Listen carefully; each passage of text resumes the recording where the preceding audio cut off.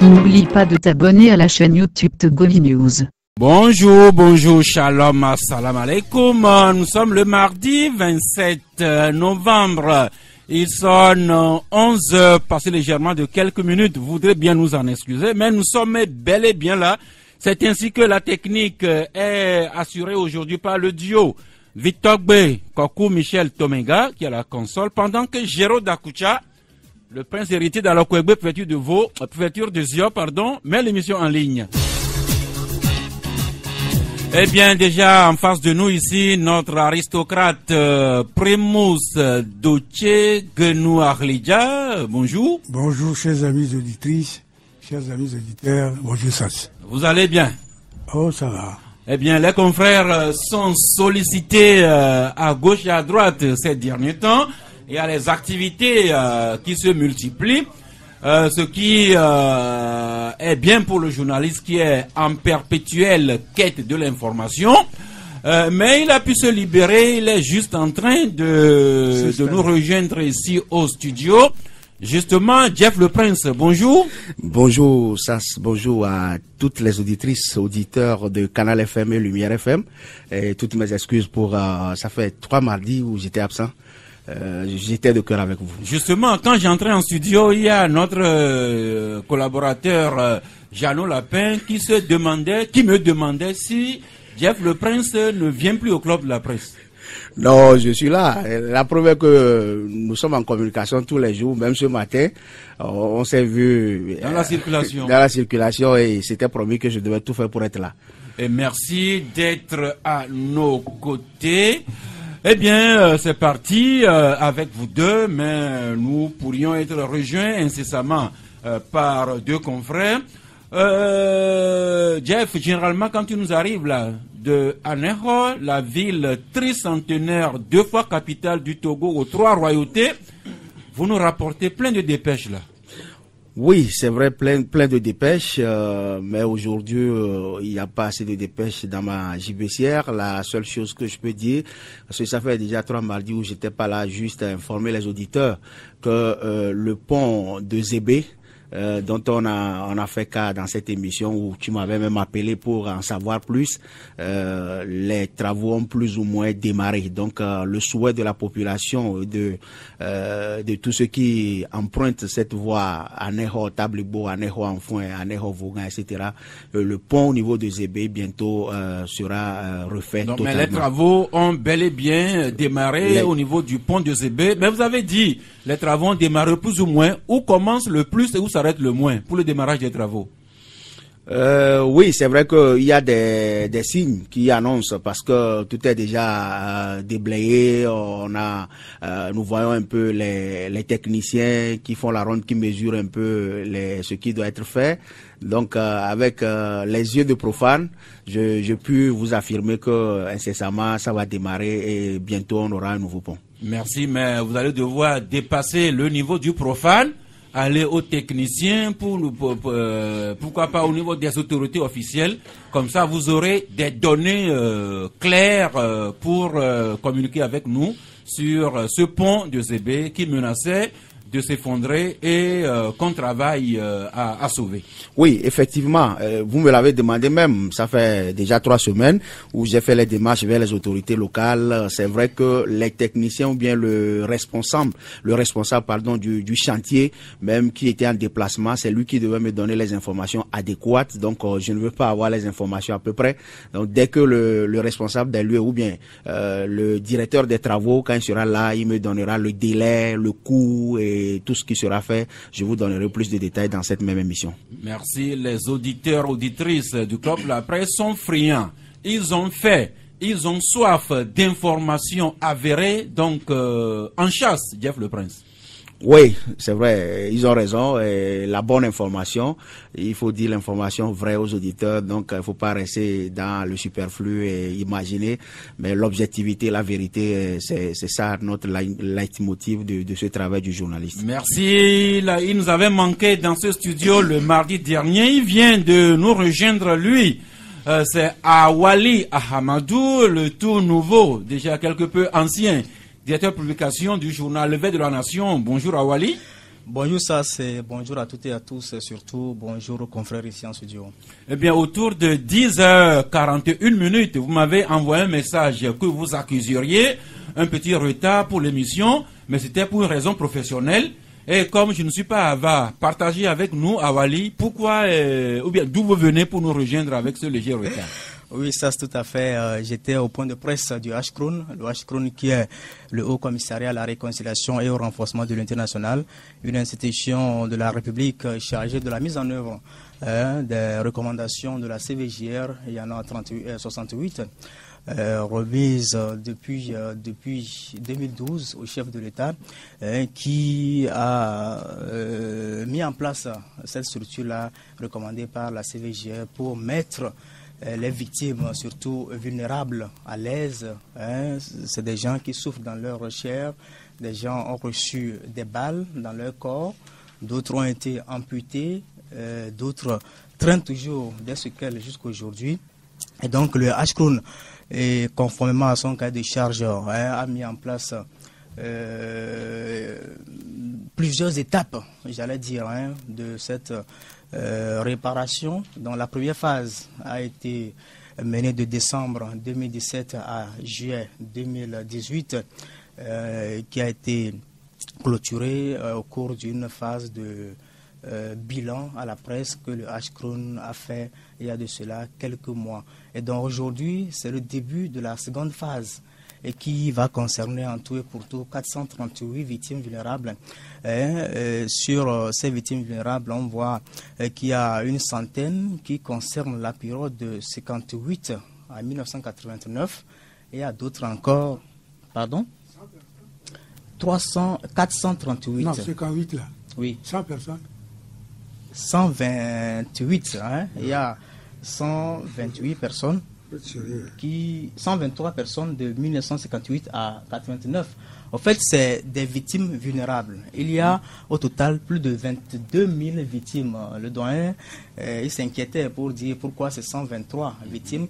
Donc, ça fait 22 000 victimes au total qui ont été recensées par la CVJR. Et parmi ces 22 000 et quelques, il y en a que la CVJR ou le HCRON appelle des victimes vulnérables. Et donc, celles-là, c'est des gens qui ont encore des impacts physiques ou carrément psychiques sur leur vie.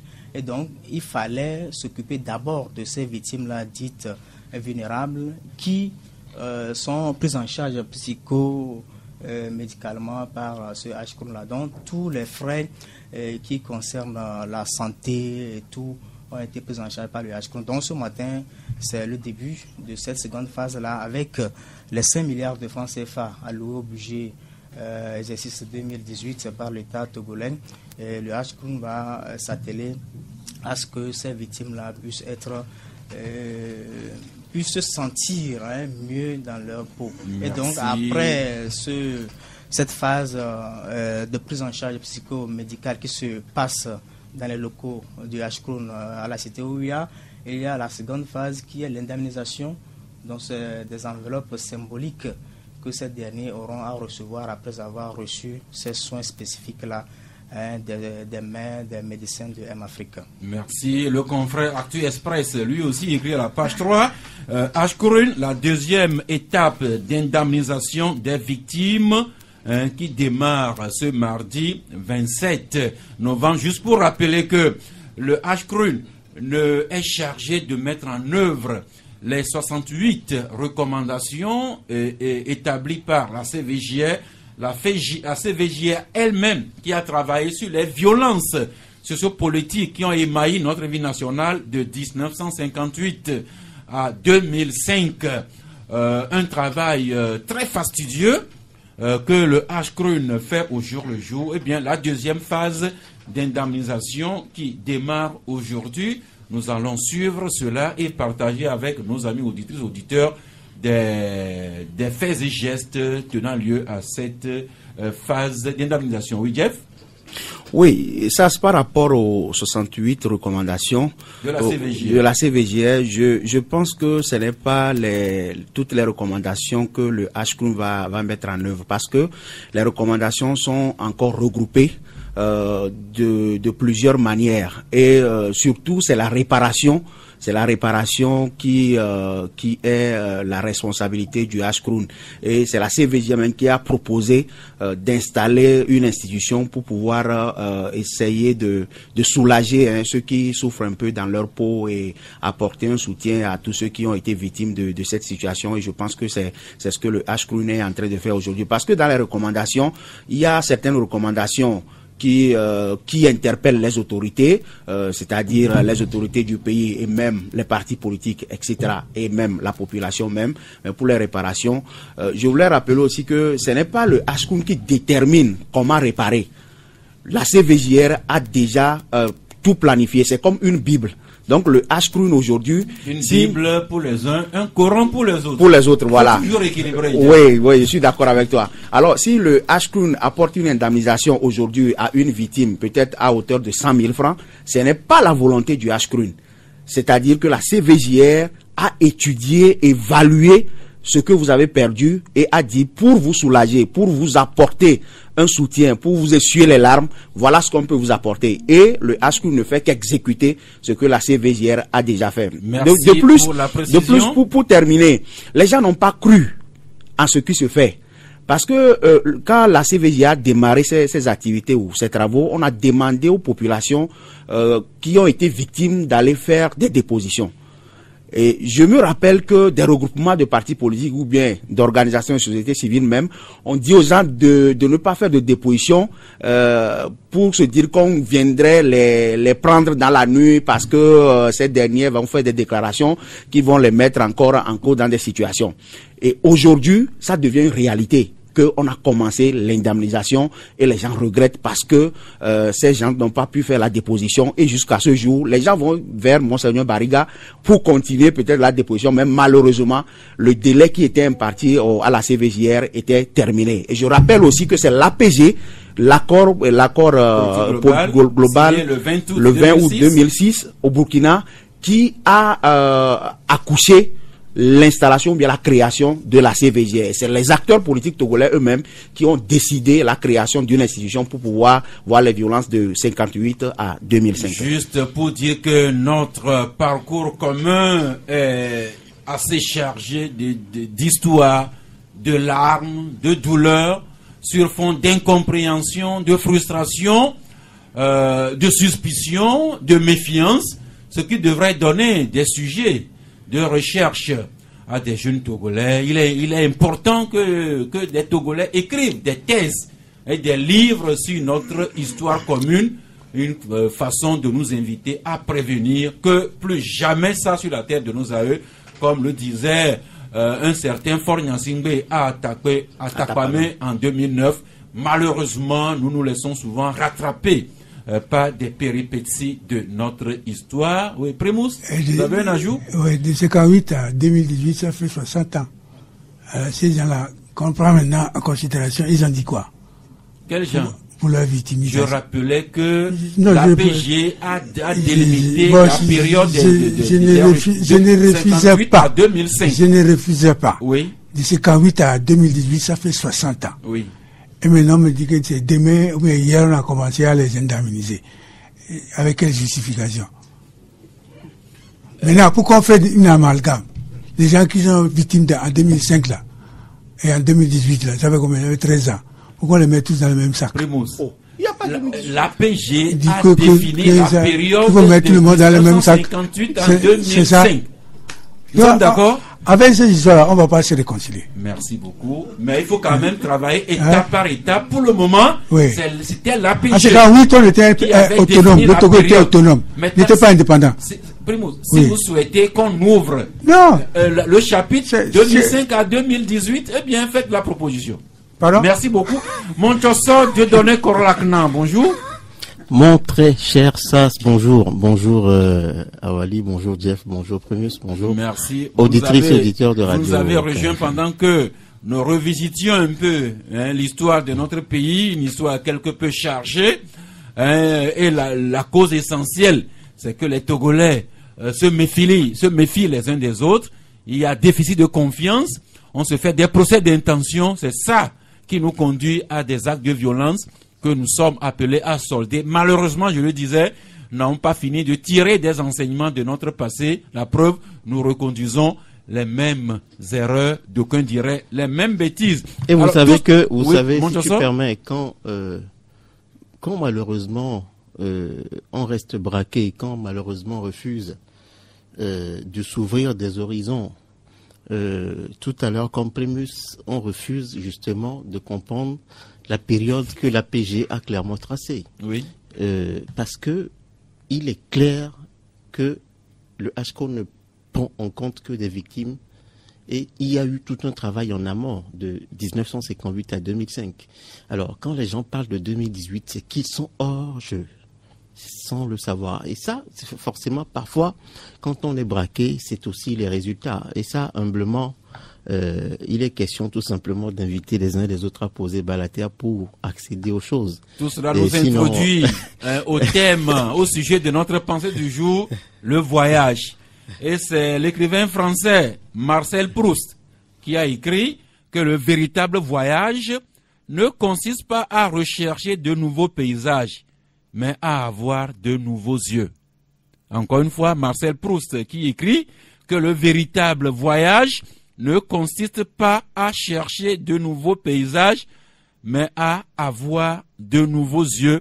Si seulement nous pouvons avoir de nouveaux yeux, de nouveaux cœurs, de nouveaux esprits, pour construire notre vie nationale, nous n'en serions qu'un plus heureux. Et à propos de la pensée du jour, j'ai commis une bourde le vendredi quand je disais que Paulo Coelho était argentin. Merci d'avoir rectifié vous-même. Paulo Coelho, que nous citons souvent ici, il est bel et bien brésilien. Merci à toutes les personnes qui ont compris cela et qui ont tenu à nous le rappeler. À ce niveau, Monchoso, Primus, Jeff et Awali, je voudrais que vous associez à moi pour saluer, pour adresser nos salutations amicales et coopératives à une dame que vous voyez souvent avec moi de temps en temps. Il s'agit de mademoiselle Vanessa Ezoa. Et à travers Vanessa Ezoa, nous saluons également le directeur et tout le personnel de la mutuelle de solidarité et d'entraide pour le développement, la microfinance MUSED. La microfinance MUSED. Beaucoup de personnes à Canal FM ont adhéré à MUSED. Il ne fait pas de concurrence pour les autres, mais c'est nous saluons Vanessa, son directeur et tout le personnel. Et cela nous introduit justement... À quelle occasion? À l'occasion de ce que vous écrivez justement, Monchoso, puisque c'est votre journal Togo Matin, vous écrivez à la page 5 que le Togo célèbre la semaine de l'inclusion financière du 28 novembre au 1er décembre. Donc, Monchoso, c'est pour dire que c'est vous qui nous offrez l'occasion de saluer Vanessa, son directeur et tout le personnel. Eh bien, demain, jusqu'au 1er décembre, le Togo célèbre l'inclusion financière, et vous nous en donnez le thème, c'est l'inclusion financière, levier du développement économique et social. Monchoso, le cas de rappeler que les institutions de microfinance se sont imposées comme un acteur incontournable dans la vie socio-économique du Togo. Mais, tout à fait, et non seulement dans la vie socio-économique du Togo, sans doute dans la vie socio-économique de plusieurs pays en développement qui aspirent à un certain développement.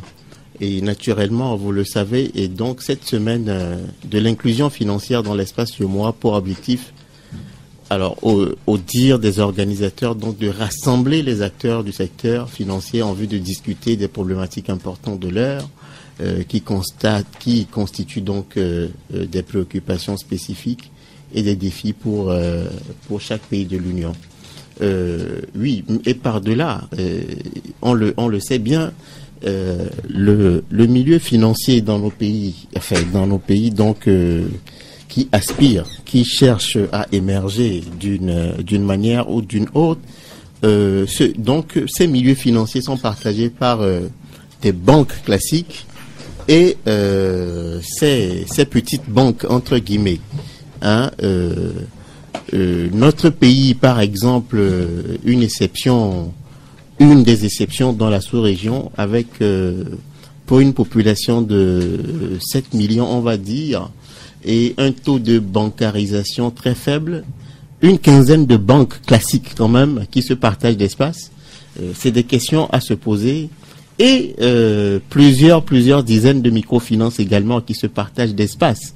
Et nous savons qu'en la matière d'ailleurs, il arrive souvent à la BCEAO, l'institution qui gère les questions financières économiques de façon très excellente dans la sous-région. Il arrive à la BCEAO justement de rappeler alors de taper du poing parfois sur la table parce que malheureusement toutes les institutions de microfinance ne sont pas dignes de ce nom.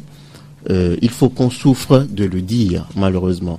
Merci. Et rappeler également que c'est la Banque centrale des États de l'Afrique de l'Ouest, la BCEAO, voilà, qui a initié cette semaine de l'inclusion financière que le Togo célèbre à partir du demain et jusqu'au 1er décembre. L'occasion mise à profit par le confrère l'Union pour la Patrie pour s'intéresser à un mécanisme d'inclusion financière que le Togo a mis en place il y a déjà 4 ans. Il s'agit du FNFI, le Fonds national de la finance inclusive.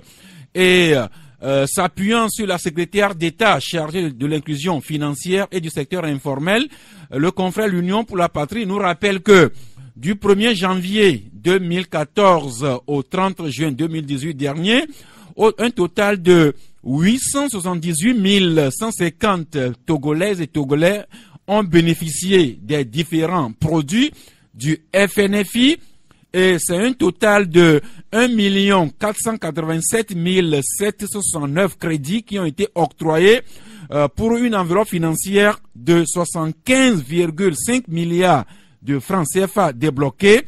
Et le FNFI qui tourne autour d'un taux de renouvellement de crédit à plus de 80%, mais le FNFI qui enregistre quand même 1,8 milliard de francs CFA d'impayés à recouvrer totalement. Il y a la microfinance, il y a également les banques classiques. Et le débat tourne depuis quelques semaines autour de 2 banques ici au Togo, l'UTB et la BTCI. Un long processus engagé par le gouvernement. Au début, il s'était agi, enfin le gouvernement a envisagé de les fusionner, mais la décision porte maintenant sur leur privatisation, chaque banque de son côté, et le confrère le médium se demande aujourd'hui que valent réellement l'UTB et la BTCI.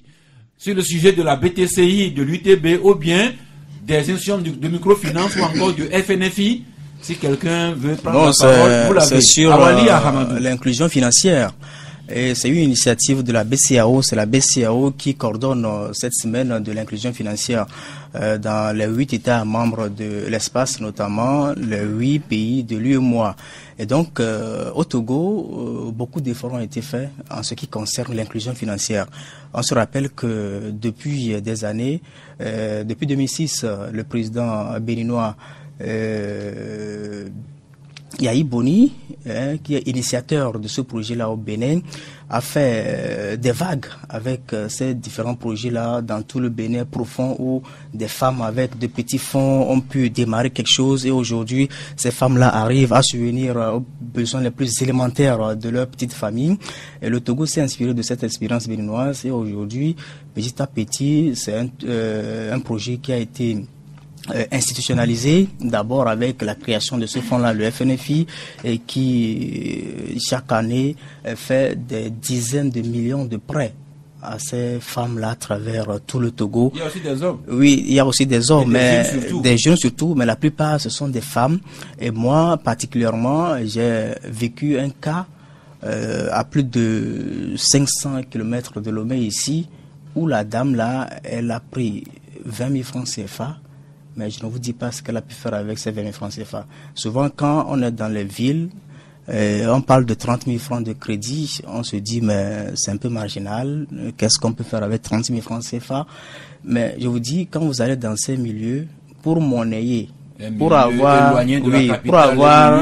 c'est très très difficile. D'abord, quand vous avez un billet de 10 000 francs CFA sur vous, pour avoir la monnaie, mais vous allez souffrir. Il faut aller chercher le haladji de la localité avant de vous faire la monnaie là. Et dans ces zones, justement, ces femmes ont pu avoir accès à ces financements qui aujourd'hui ont fait la fierté de ces dernières. Merci. Et donc, on peut avoir une idée de la localité où vous avez senti vraiment l'impact des 20 000 francs dans la vie de cette femme-là? C'est à Nagbeni, donc c'est dans les savanes de Loti.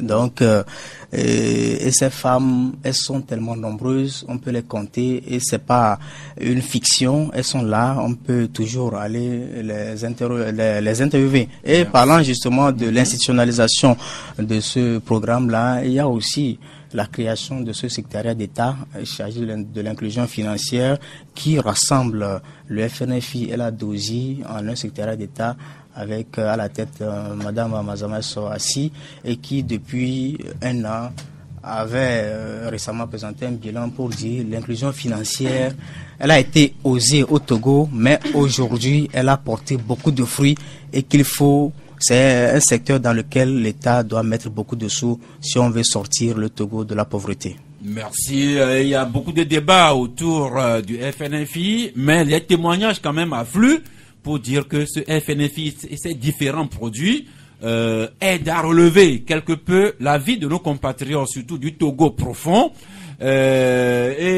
Montesson le rappelait, le Togo connaît un certain nombre d'instituts de microfinance. Maintenant, on les appelle les systèmes financiers décentralisés qui connaissent un certain essor, mais à contrario des banques classiques, ces derniers temps, le Togo ne fait que privatiser ces banques, à se demander si nous avons encore des banques ici au Togo dans lesquelles le Togo a encore actionnaire majoritaire. Jeff Le Prince? Oui, malheureusement, il faut que le ministre des Finances vienne nous expliquer cela. Mais moi, je voulais évoluer au niveau de l'inclusion financière. Aujourd'hui, on ne peut pas se voiler la face que ces institutions de microfinance apportent beaucoup de soutien, apportent un plus à l'économie togolaise. Et comme tu l'as dit, si tu le permets au passage, je voudrais saluer la COPEC Nyamériko Aneho aussi. Il faut danser à Yam pour prononcer chacun prêche toujours pour sa chapelle. Oui, ça c'est la ficelle Aneho, bien sûr. Et pour parler du FNFI, je pense que le début du FNFI, les gens n'ont pas bien compris le message. Et là même, c'est les promoteurs qui n'avaient pas suffisamment. Non, les promoteurs non. Il y a certains qui ont pris le message d'une manière politique pour aller vanter le mérite ou la politique d'une personnalité pour dire voilà, on veut changer les choses. Et au départ, les premiers bénéficiaires avaient pensé que c'est juste pour faire la campagne. Et aujourd'hui, sur le taux à recouvrer est à plus de 8 milliards. 1,8 milliard. Voilà, 1,8 milliard. Ça veut dire que ça pose problème. Et je me réjouis quand on a présenté le tableau. 1,8 milliard à recouvrer sur un total de plus de 115 milliards octroyés. Voilà. Donc, il faut voir ça à titre comparatif. Tout à fait.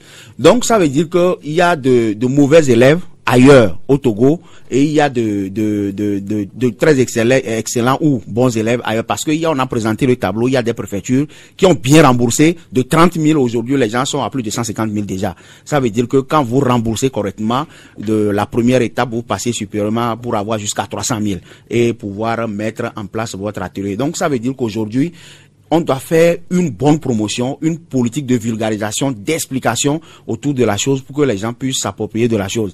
Je me rappelle aussi quand les gens décourageaient, les politiques décourageaient les gens de dire ah voilà c'est de l'argent du Togo, vous pouvez prendre et ne pas rembourser et autres. Et il y avait un message fort de l'honorable député. Oui, okay. De l'honorable député. De l'honorable député Patrick Lawson, qui était dans la préfecture des Lacs, où je ne savais pas si c'était un piège, on lui posait la question de savoir si on peut quand même prendre l'argent du FNFI. Et voilà sa réponse, il disait, mais vous êtes libre de prendre ou ne pas prendre, mais pensez que c'est de l'argent du pays et que vous devez rembourser. Contrairement à ce que les gens ont dit ailleurs, pour dire c'est l'argent du pays, vous pouvez prendre. Lui, il avait livré un message en disant justement, si vous avez besoin de faire votre commerce et que le FNFI est un produit du Togo, vous le prenez et vous remboursez normalement. Ne pensez pas que c'est pour la politique, que lui, c'est le seul message qu'il voudrait livrer. Donc, on doit comprendre aujourd'hui que au-delà de ce que les gens disent dans les localités plus ou moins reculées du pays pour aller dire que ah voilà, le président fort veut vous aider, quand les gens prennent la chose comme ça, ce serait très difficile. On a qu'à mieux expliquer aux gens que c'est de l'argent à rembourser, et là je pense que ce produit ou bien ce projet pourrait aller plus loin. Primus, quand on parle de microfinance, il faut jeter la fleur au Sri Lankais, Youssouf. Je ne sais pas si vous vous en souvenez. Il est de Bangladesh. Le Bangladeshi Youssouf, qui a introduit la notion de microfinance dans les institutions de Bretton Woods. Mais quand tu étais premier ministre du Togo, quand tu vois le taux élevé de paupérisation de nos populations, quand vous parlez ici, j'ai l'impression que j'ai affaire à des extraterrestres. C'est un devoir d'un État d'éradiquer la pauvreté dans ces populations.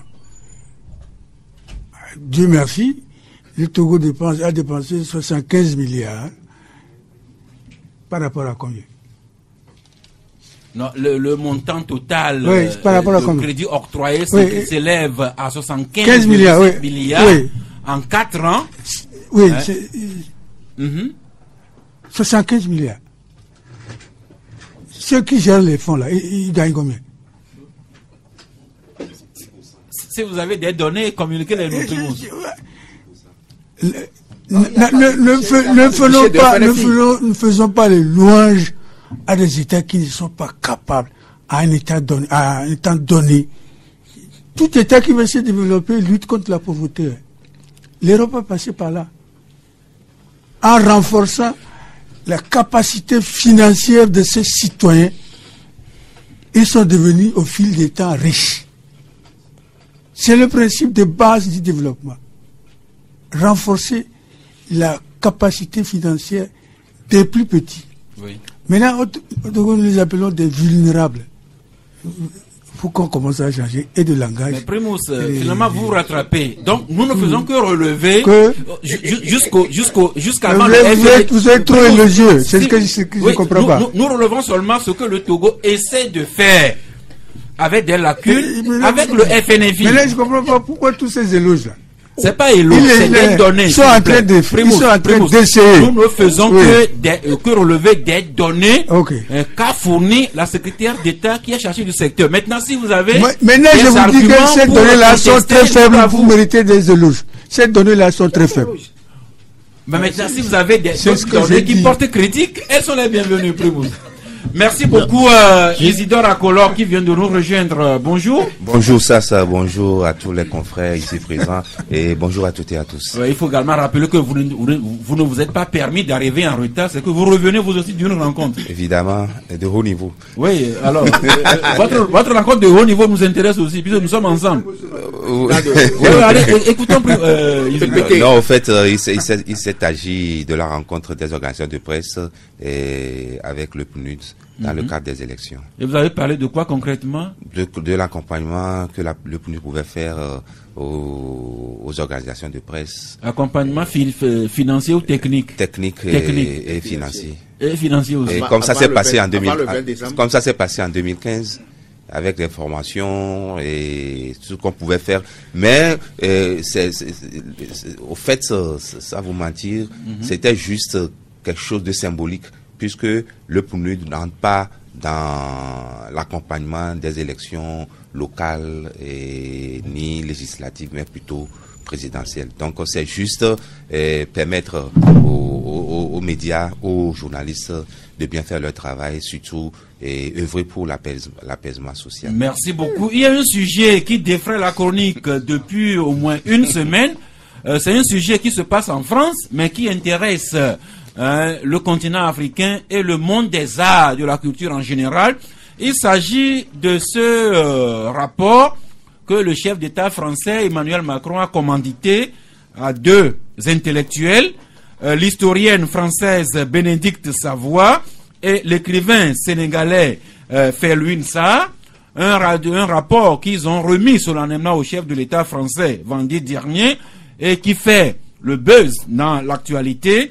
Et aujourd'hui, c'est le confrère L'Union pour la Patrie qui écrit que, s'appuyant sur ce rapport des deux intellectuels, le président français vient de décider de rendre sans tarder 26 œuvres d'art au Bénin. Ces œuvres qui ont été prises, qui sont des prises de guerre de l'armée française au Dahomey en 1892. C'est un sujet qui défraie la chronique. Aujourd'hui même, l'émission de Juan Gomez a porté sur ce thème-là et quelque part, il a été relevé que le Togo aussi prépare l'aménagement du palais des gouverneurs ou bien le palais des eaux de marque comme devant abriter des œuvres d'art. Je sais que vous suivez cette actualité.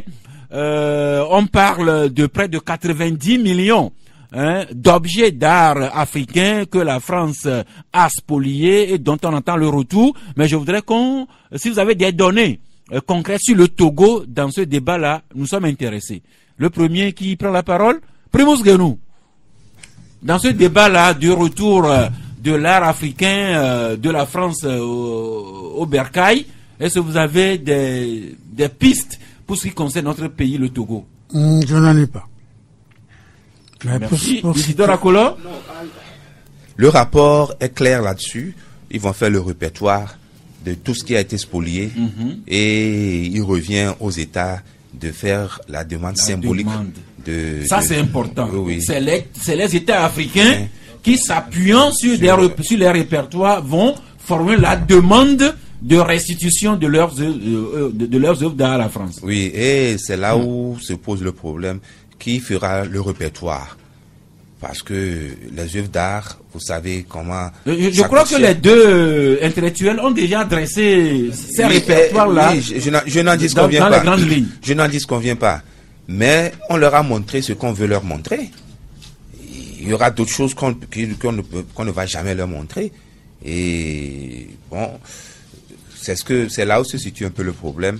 Quelqu'un qui vous a spolié vous dit que bon, la magnanimité voudrait vous restituer ce qu'il a volé. Il ne peut vous montrer que les pacotilles.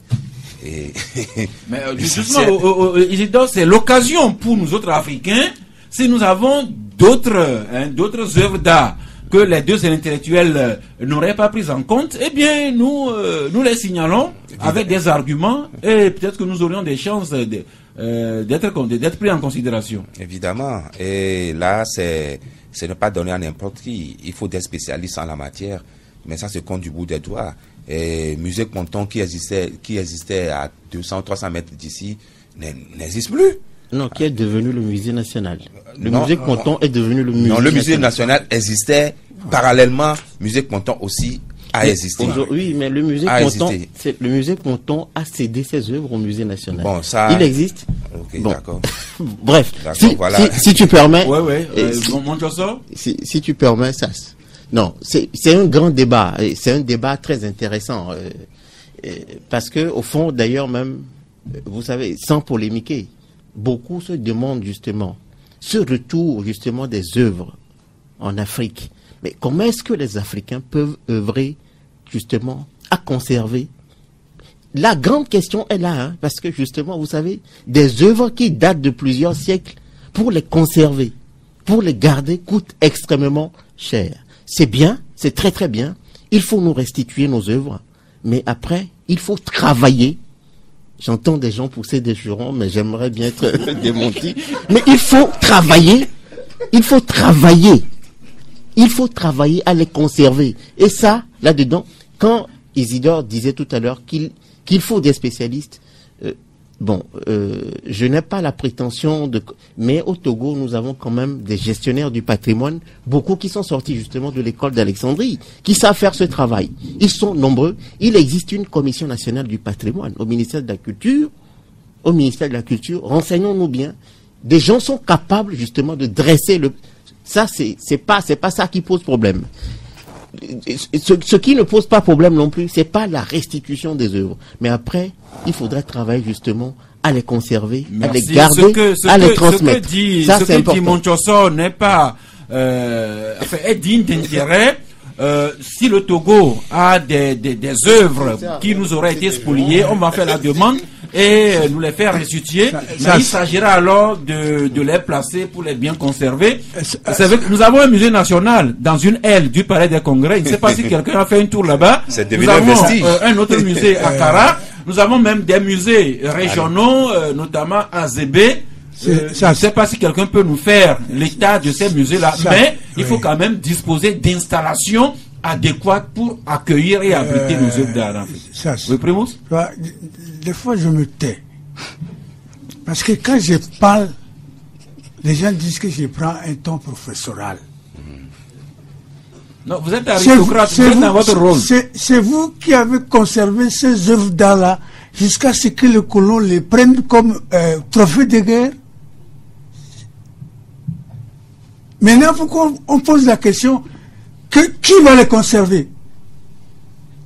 Vous savez ce que le Togo, en ces 8 ans, sur le plan culturel, a perdu à travers la gestion des Togolais même qui ne savent rien gérer.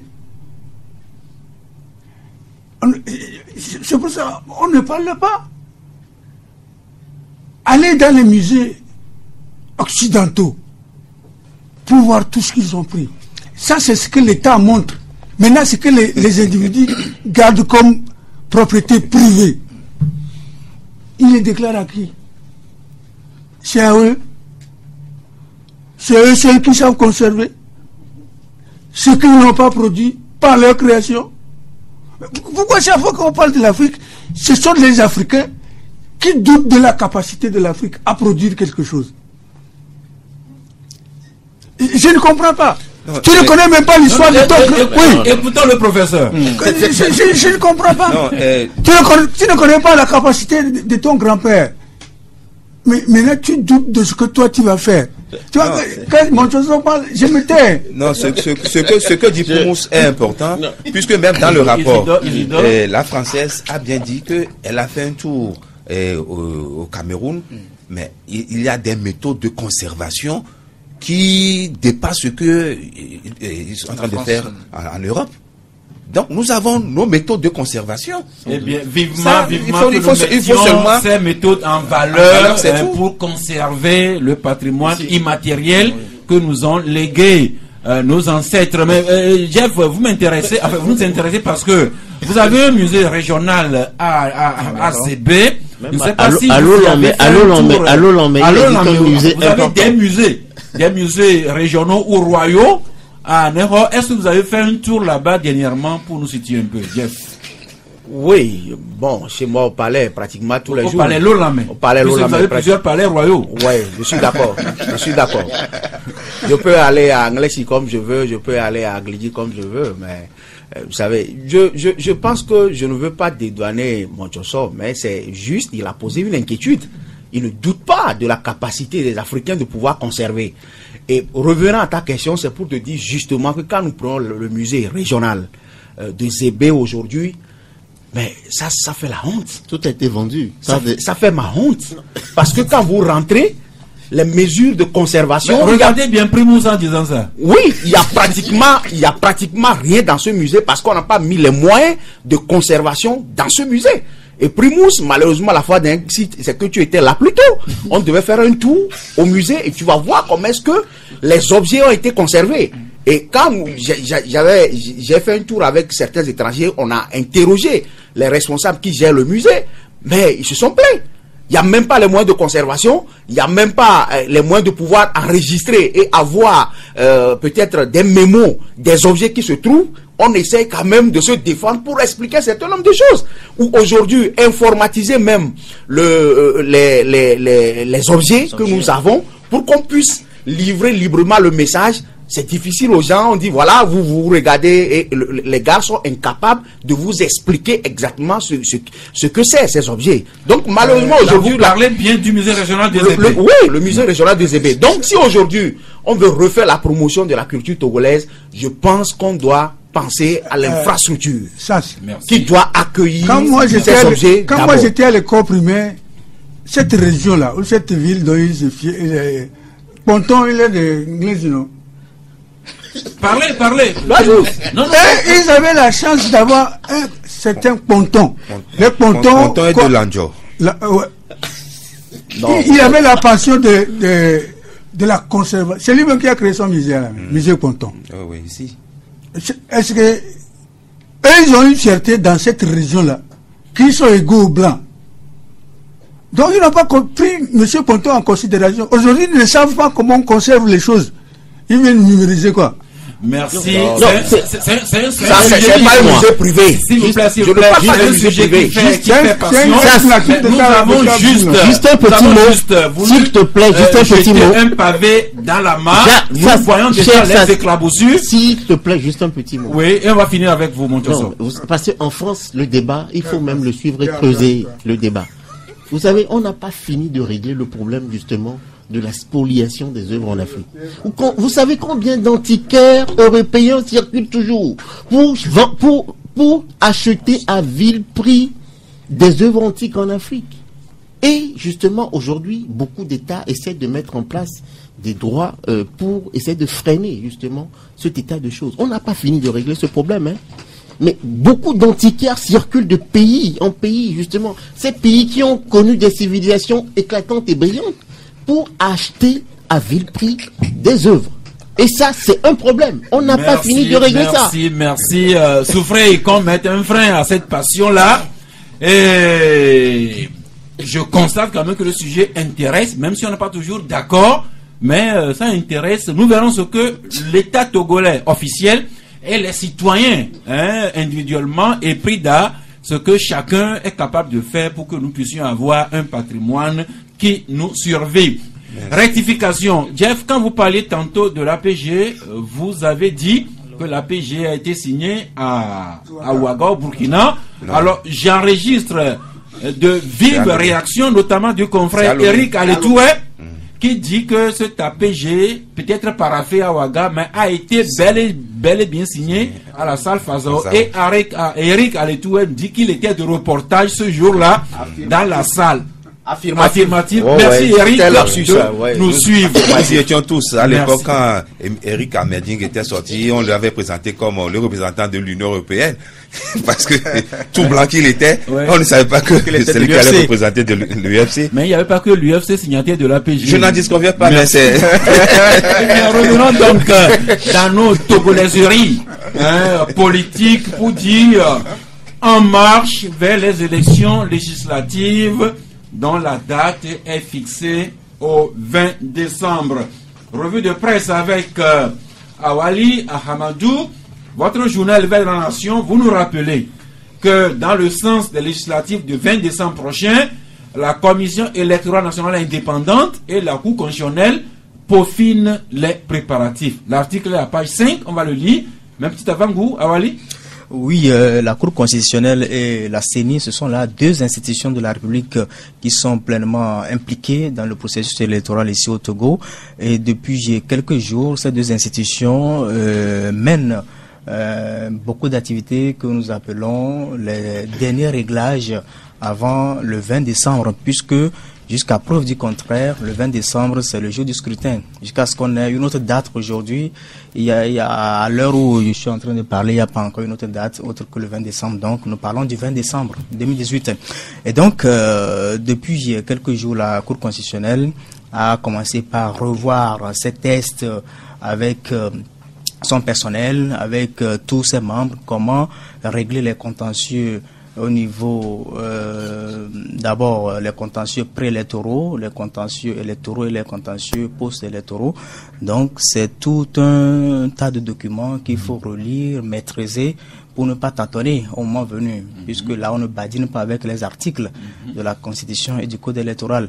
Et donc à part ces ateliers de formation de la Cour en matière de maîtrise de ces tests-là, il y a aussi la liste définitive des différents candidats à travers tout le pays, qui a été publié le week-end, notamment le dimanche, vendredi. On peut visiter, voilà, depuis dimanche, affiché dans les CELI à travers les différentes préfectures.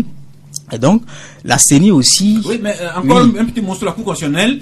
Depuis hier jusqu'à aujourd'hui, la Cour constitutionnelle s'entretient également avec la chefferie traditionnelle, les différents acteurs impliqués, et les journalistes pour partager des informations sur les mécanismes de contentieux électoral. En amont, ils ont fait des rencontres entre eux, entre membres de la Cour, entre juges, et après, élargi avec leur personnel qui est...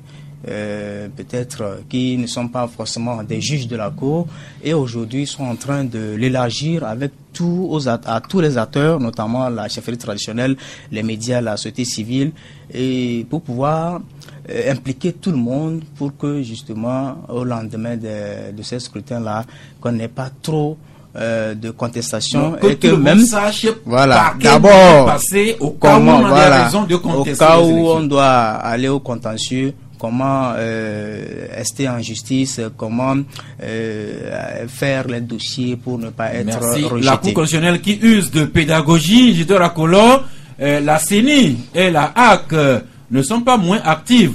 Ces derniers jours, on a appris que la CENI a procédé hier au positionnement des symboles et des noms des différentes listes sur le bulletin électoral.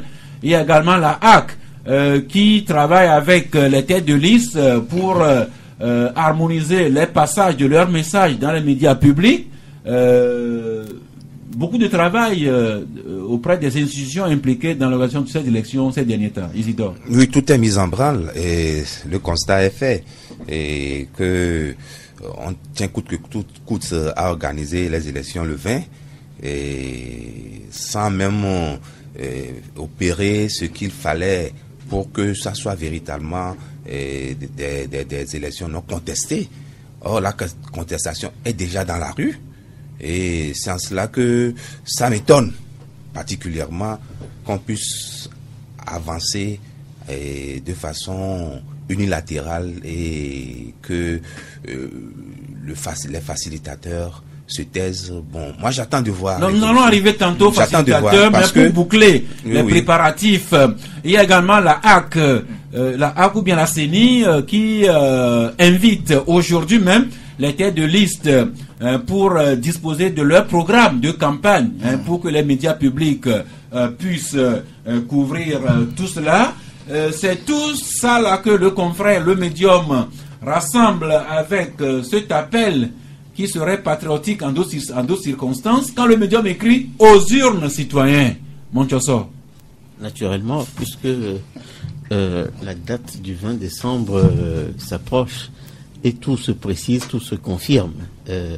D'ailleurs, hier, pour rappeler que la CENI a organisé le tirage au sort justement du positionnement des partis engagés dans la course sur les bulletins de vote. Tout avance et il est clair que naturellement il y a au moins des partis de l'opposition qui ont boycotté et qui visiblement ne sont pas prêts justement à revenir sur leurs décisions. Mais ce n'est pas non plus le gouvernement qui reviendrait sur sa décision. Et voilà. Pendant que nous sommes dans ce studio ici, en tout cas, si les choses changeaient, on y reviendrait. Voilà. Donc, mais on ne peut que dire que, en tout cas, actuellement, le processus est en pleine marche. Le processus est en pleine marche. Que ce soit justement les séminaires organisés par d'ailleurs même la Cour constitutionnelle a validé la liste des candidatures le dimanche dernier et on sait qu'il n'y a qu'un seul rejet de liste d'indépendants. Tout ça, en tout cas, quand on met côte à côte tous ces faits, il nous semble qu'il est clair que le 20 décembre, les élections législatives auront bel et bien lieu. Autre ingrédient versé à ce dossier, il y a les journalistes aussi qui continuent à être formés il y a quelques jours, des journalistes, organisations de presse, dont Isidore, vous étiez à des rencontres avec la force spéciale élection 98. Certains étaient à Lomé, d'autres 2018. C'était à Lomé et à Kara. Aujourd'hui même, il y a des animateurs d'émissions interactives qui sont en formation à Takpamé, toujours pour bien couvrir les élections, pour dire que les ingrédients se mettent en place. Les listes électorales, on les connaît. Il y a UNI, il y a des partis, d'autres partis aussi. Il y a également des listes indépendantes. Des listes indépendantes, pardon. Au nom des partis, il y a le parti clé, Cercle des leaders émergents, qui a déposé une liste. Et puis ce matin, je lis à la page de Liberté que le secrétaire général du parti clé, le sieur Peter Afadodan, depuis Conakry, où il séjourne, eh bien, ce secrétaire général du parti clé vient de s'élever, enfin de marquer sa désapprobation à la décision de son parti de prendre part aux élections législatives du 20 décembre. Primus, pour dire que nous sommes vraiment pleinement au Togo. Voilà un parti qui décide de participer aux élections, qui dépose sa candidature, et son secrétaire général, depuis Conakry, dit marquer sa désapprobation quant à la position de son parti. Oui, ça, non, Kodjona, Kadanga et Sasseni sont en train de choisir leurs opposants aux élections du 20 décembre. Ah bon? Bah oui. C'est le président de la CENI qui a demandé aux partis clés et à d'autres de venir déposer les listes individuelles. Oui. Restons dans nos togolaiseries. Oui, nous y sommes. Et comprenons nos togolaiseries.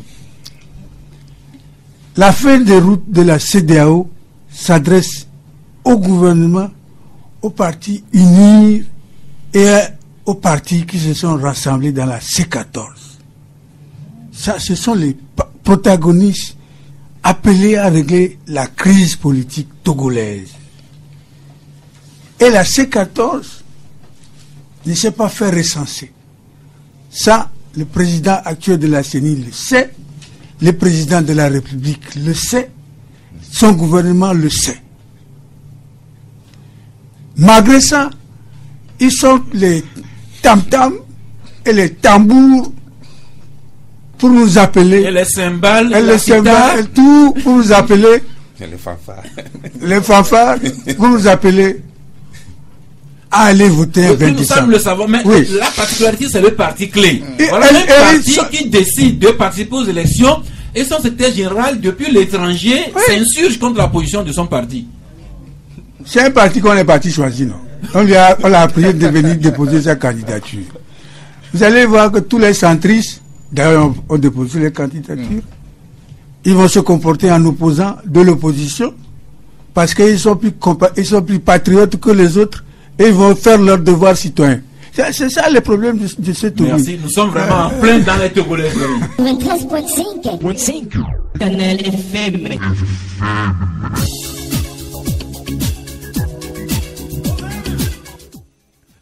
Nous sommes de retour dans ce studio avec toujours autour de nous Awali Ahamadou, Jeff le Prince, Primus Genou, Isidore Akolor et Montoso de Kourlakna.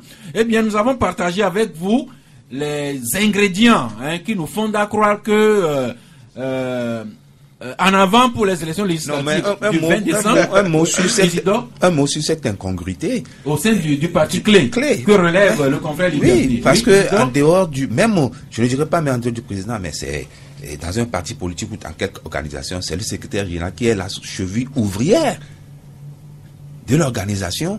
Et si il n'est pas informé jusqu'à ce qu'on dépose des candidatures, il y a un problème dans ce parti. On peut se demander quel est le niveau d'implication de ce secrétaire général dans la vie de son parti. Puisque je rappelle que Liberté écrit que c'est depuis Conakry qu'il vient de réagir. Peut-être qu'il est mise en disponibilité, peut-être. Oui, il est mis à l'écart. Voilà. Eh bien, pendant que tout porte à croire que nous allons, enfin, pendant que tout se met en place pour les élections du 20 décembre, la coalition des 14 continue à s'exprimer comme un certain André Gromyko, niet. La coalition qui dit niet à tout ce qui concerne ces élections. Et revue de presse avec Liberté qui nous rappelle que la coalition des 14 appelle à de grandes marches nationales jeudi et samedi pour cette semaine, lundi et mardi pour la semaine prochaine. C'est pour dire non à ce que la coalition appelle coup de force électorale du régime. Le médium lui écrit la politique de rue que privilégie la coalition des 14. Pour sa part, Togo Matin, Montosson, votre journal écrit qu'à l'approche des élections et des fêtes de fin d'année, la coalition des 14 veut entretenir un climat de violence et paralyser les affaires. Oui. Montosson. Oui, il faut... moi, je m'appuie sur deux faits. Déjà, les propos de la coordinatrice des 14 partis rassemblés au sein de la coalition, qui clairement disait hier qu'ils feront tout pour empêcher la tenue de ces élections. Ils feront tout et tout pour empêcher la tenue de ces élections. Plus loin ou plus proche, c'est le PNP qui parle de déluge. Mais il s'agit bel et bien d'une image. Quand on parle de déluge ici, c'est pas forcément le déluge au sens biblique du mot, je ne crois pas.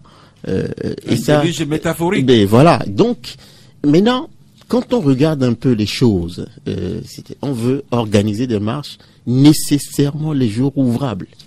Nécessairement les jours ouvrables. Le jeudi, et puis on laisse le vendredi, le samedi, le dimanche, le lundi. Non, on marche. La coalition et le PNP, la coalition appelle à des marches le jeudi, le samedi, le lundi et le mardi. Voilà. Vraiment, principalement des jours ouvrables.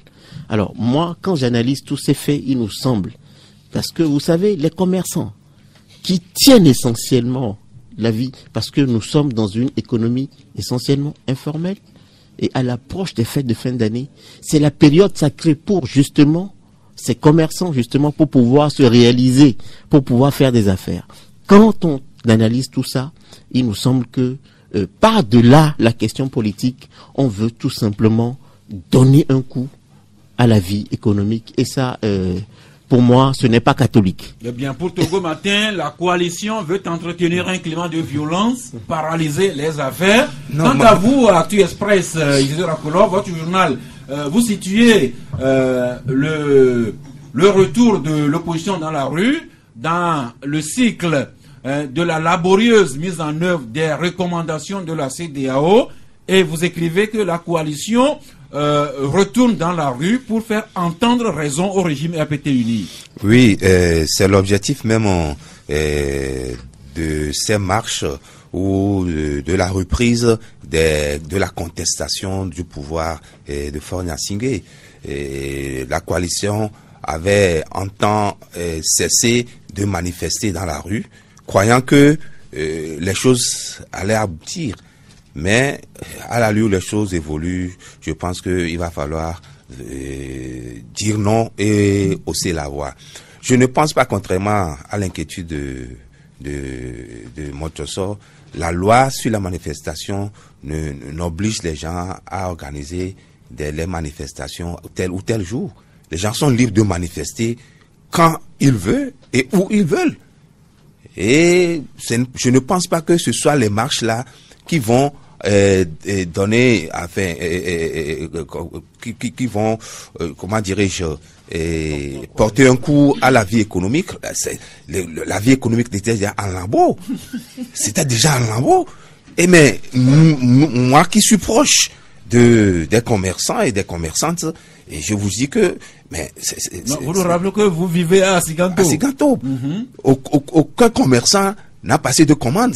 En principe, les commandes se passent en novembre, et déjà en octobre, novembre, mais les gens sont inquiets. Et moi, je dirais plutôt, c'est le gouvernant qui avait accepté organiser une élection à la veille des fêtes de nativité. Or, c'est la période faste pour les commerçants. le mois de novembre, décembre et janvier, c'est là où ils font plus d'affaires. À partir de là, donc, ils ont déjà donné un coup d'estocade Oui. et aux commerçants. Il ne faudrait pas qu'on pense que c'est ces marches-là qui vont envenimer les choses. Merci. Les choses sont déjà gâtées. La coalition qui appelle à 4 jours de manifestation perlée jusqu'au mardi prochain. Et quand on se rappelle cet appel lancé par le conseil du président du PNP, Tchatikpi, qui appelait à une forme de déluge, l'évêque de la nation s'en inquiète. Awali, votre journal, vous demandez si le gouvernement laissera le déluge du PNP s'abattre sur le Togo. Oui, ça c'est... Dieu donnait a un peu effleuré l'essentiel de mon article ce matin, de ma réflexion, c'est l'interrogation. On se demande si finalement le gouvernement va laisser s'abattre sur notre pays, ce déluge-là dit total au PNP. Vous voyez, oui, donc cette rhétorique-là, elle est un peu dangereuse. Et au niveau des leaders, ils se disent que c'est une rhétorique, mais au niveau des militants, est-ce que les militants comprennent que c'est une rhétorique, que c'est de la métaphore? Donc quand on sort des mots... Les militants sont habitués, ils connaissent déjà les derniers tours de Jéricho. Voilà.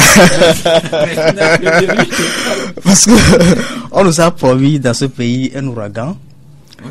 Et en attendant que l'ouragan arrive, c'est le déluge total.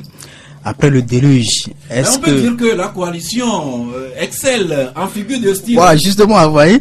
Donc, les leaders sont tellement ingénieux, ils ont de l'ingéniosité, mais la question c'est les marcheurs, ceux qui sont sur le terrain, ceux qui sont dans les cortèges, ceux qui gonflent les cortèges, est-ce qu'ils comprennent ces messages-là pour dire non, c'est des messages politiques juste pour dire à l'adversaire en face, notamment le gouvernement, que voilà notre position et qu'il ne s'agit pas d'aller casser ni d'aller brûler le pays. Puisque quand on parle de déluge, il y a le déluge biblique dont a fait cas Montchosso par rapport au prophète Noé. Est-ce qu'au lendemain de ces marches-là, le Togo ne va plus exister? C'est la question qu'on va poser au PNP. Et donc, oui, avant de finir, c'est pour dire que souvent, la Constitution Togo a consacré le droit de manifestation comme un droit inaliénable. Et donc, c'est tout à fait normal que des gens puissent aller marcher pour revendiquer tout ce qu'ils veulent. Mais au Togo, on a l'impression que à chaque fois que l'opposition ou une certaine partie annonce des marches, c'est avec des menaces. Des menaces, on menace, et puis finalement le gouvernement se dit, mais qu'est-ce que vous cachez derrière la tête?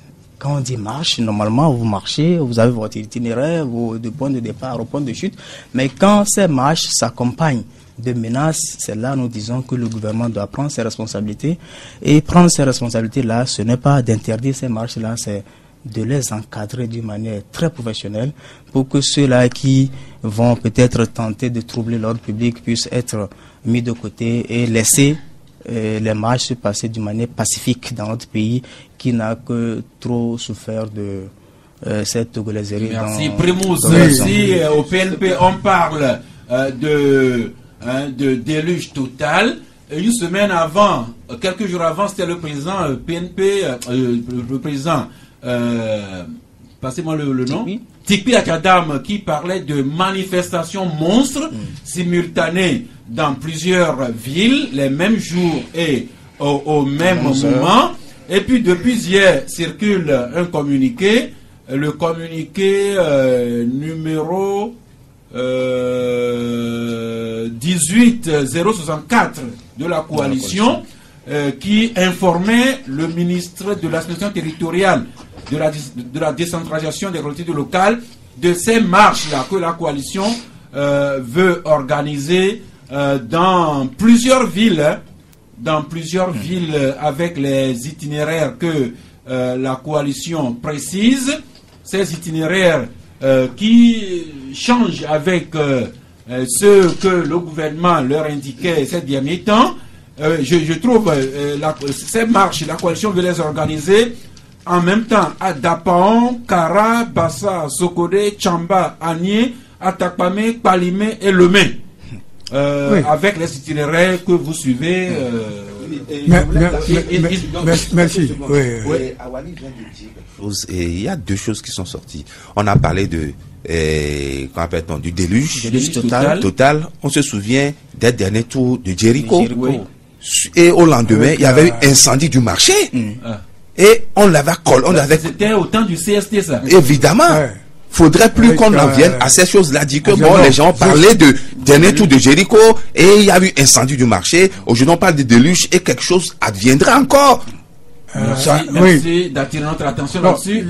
Je vous cite Nyasingbe Yadema en 94. Il n'y a pas de différend qui ne puisse se régler par un tête-à-tête honnête d'homme à homme. C'était un extrait des propos le de père du Nyasingbe fils. Yadema. Le père du fils. À quelle occasion il a prononcé ces paroles-là? Non, en 94, le Togo était dans la même, on était dans le même contexte au Togo, avec l'opposition, transition démocratique, et il disait ça. Bon, maintenant, le déluge, c'est la pluie. C'est des pluies qui tombent des jours et des jours, sans arrêt. Où est la violence dans ça? Quand quelqu'un annonce la pluie, les gens crient violence. Les gens voient des menaces. C'est quelle menace? Qui va pleuvoir? Mais Primus, s'il pleut des jours et des jours, il peut se former des torrents qui dévastent tout sur leur passage. Là, on pourrait y voir une forme de violence de la pluie ici des eaux. Ou bien des eaux ici de la pluie. Quand il tombe, la pluie pleut à l'humain, c'est derrière l'image normale.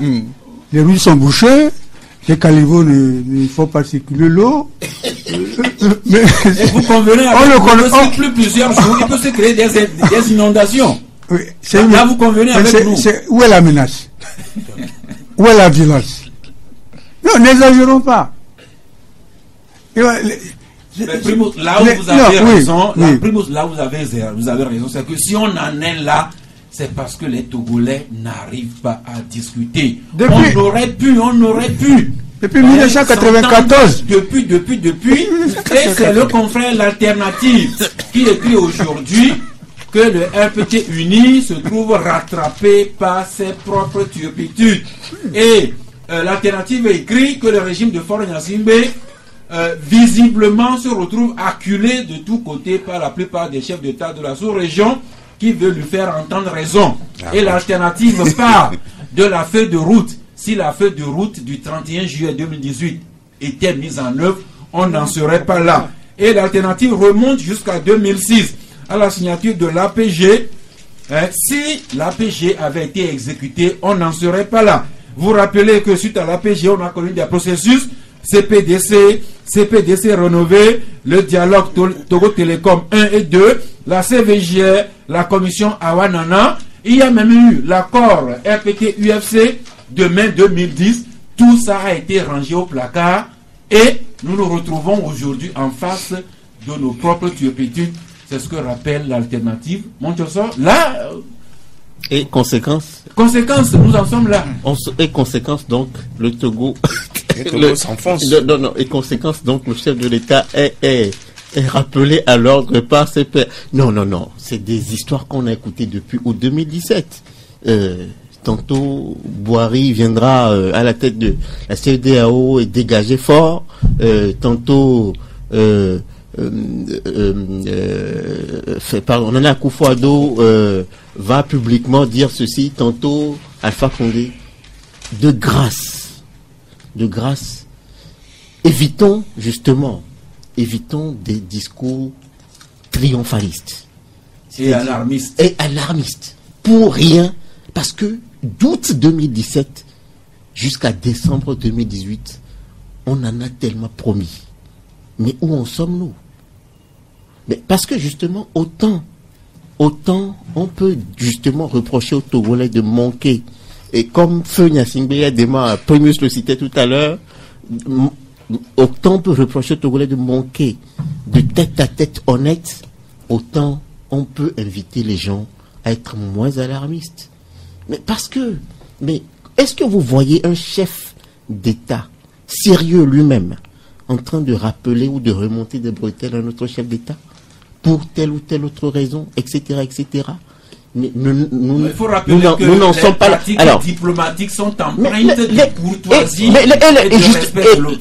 Naturellement, et il nous semble d'ailleurs, dans notre éditorial du jour, nous le disons, après avoir critiqué la CEDEAO, après avoir taxé la CEDEAO de tous les noms d'oiseaux, aujourd'hui, justement, on brandit le projet de loi de la CEDEAO, justement, comme un trophée, etc.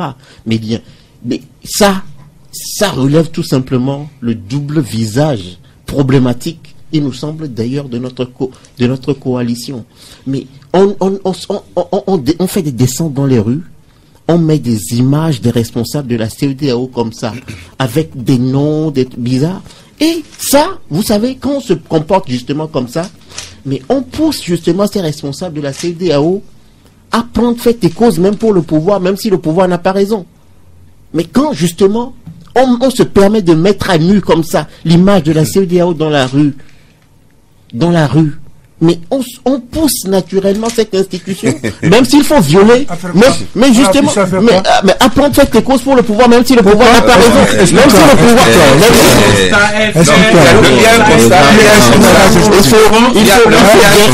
il faut bien me suivre, le constat est que nous nous retrouvons devant cette situation diplomatiquement, parce que nous n'arrivons pas à développer la culture du dialogue. Il y a une contre-vérité qui vient d'être dite. Oui, il semble que Motoso oublie l'histoire récente de la Guinée-Bissau, où Fonia Singbe était allé remonter les bretelles. Les bretelles aux gens, au gouvernement. Ils ont été invités. Remonter les bretelles, qu'est-ce que ça veut dire? Remonter la bretelle, qu'est-ce que ça veut dire? Ce que ça veut dire. Non, mais plus. Soit un peu plus élevé. Soit un peu plus élevé que ça. Ça s'est passé en Guinée-Bissau. Remonter la bretelle, qu'est-ce que ça veut dire? Remonter la bretelle. Mais c'est-à-dire, diplomatiquement, comment est-ce qu'on peut se permettre? Comment est-ce qu'un chef d'État peut se permettre? La diplomatie du pays a des règles, dont la courtoisie et le respect de l'autre. Nous n'allons pas verser dans. Mais quelle interprétation faites-vous? Quelle interprétation faites-vous de la sanction que Fonia Singbe avait promise à la Guinée-Bissau? Non, c'était la CEDEAO qui avait pris. Mais alors, qu'est-ce que vous parlez aujourd'hui? Non, on peut censurer la Guinée, on ne censure pas Togo. Jusqu'à ce jour, la CEDEAO ne se prononce pas sur une quelconque sanction. C'est aussi ça le constat. Merci. La CEDEAO ne se prononce pas. Donc le constat est fait que si nous en sommes là ici au Togo, c'est parce que nous n'avons pas la culture du dialogue. À cette occasion, il faut de vous rappeler cette tribune qu'a publiée, je crois, hier, André Kani Afanou, André Afanou qui est parti du dernier message des évêques du Togo pour interpeller la classe politique et les leaders d'opinion à s'en inspirer pour qu'on puisse revenir à la culture du dialogue plutôt que cette culture du dialogue suppose quoi? Merci, nous sommes à la fin de cette émission. Juste, oui, vous nous excusez, mais le temps imparti est fini. Et pour nous faire un peu excuser par Jeff, c'est vous qui démarrez la série des cartons. Après sa réaction. Il n'a plus le après temps son commentaire. Il a dit, il n'a plus le temps. Oui. Nous n'avons plus, c'est pas moi seul, nous n'avons plus le temps. Donc allez avec votre moi je veux juste donner un carton jaune à qui? À la direction de la station Total, qui est en train de retaper les stations Total pratiquement dans toutes les villes, où la station de la ville d'Aneho est restée comme telle. Donc je voudrais les interpeller. Total retape toutes ces stations, sauf la station d'Aneho. Parce que à Aneho, il y a Boubé. Il y a beaucoup d'erreurs. Non, je veux parler à ça. Ça ne fonctionne pas. On ne devrait pas faire de discrimination. Le poids de mesure. Vous tapez vos stations, vous tapez dans toutes les stations. Et on en a besoin. Merci. Awali. Oui, ça c'est carton vert au CTF, Togo 2000, la foire qui a démarré les activités depuis vendredi. Donc c'est beaucoup de travail qui a été fait par Monsieur Kweku Banka Johnson, le directeur général au carton vert pour lui. Généralement, je n'en ai pas, toi, mais tu sais. Hein? Merci. Passer. Ici dans la couleur. Carton jaune. Et qu'on appelle à la municipalité de Lomé. Pour les feux tricolores qui ne sont plus fonctionnels. Merci. Et quel point précisément? Non, partout. Je ne peux pas l'être. Je vais commencer à égrener le chapelet, on ne va pas terminer aujourd'hui. On finit avec vous votre carton. Alors, carton vert à une certaine Edwige Adjo-Mensan. C'est une blogueuse togolaise qui a été désignée il y a une semaine exactement, le mardi 20 décembre dernier, comme la nouvelle ambassadrice de la jeunesse togolaise. 20 décembre, pardon. 20 novembre. Non, on a tellement parlé des 20. Ah ben 20 novembre, pardon. 20 novembre, oui. Le 20 décembre. Le 20 décembre arrive. Donc, Edwige Mensan, la nouvelle ambassadrice de l'UNICEF, et puis son éditeur, il peut souffrir que, je cite ton nom, c'est monsieur Mahaboué Palanga, qui trouve que par moment il y a eu trop d'amertume dans cette émission qui pourrait désorienter celles et ceux qui nous suivent. Notre aîné nous invite et nous rappelle que cette émission est suivie et que nous fassions l'effort de considérer toutes ces oreilles qui nous écoutent et que nous en tenions à l'information, rien que l'information. Merci, chers doyens. Nous comptons sur vous pour sponsoriser la troisième mi-temps de ces jours. C'est fini pour aujourd'hui. Rendez-vous de mercredi à 11h. Merci d'avoir regardé la vidéo. Abonne-toi et partage la vidéo sur les réseaux sociaux, Facebook et WhatsApp.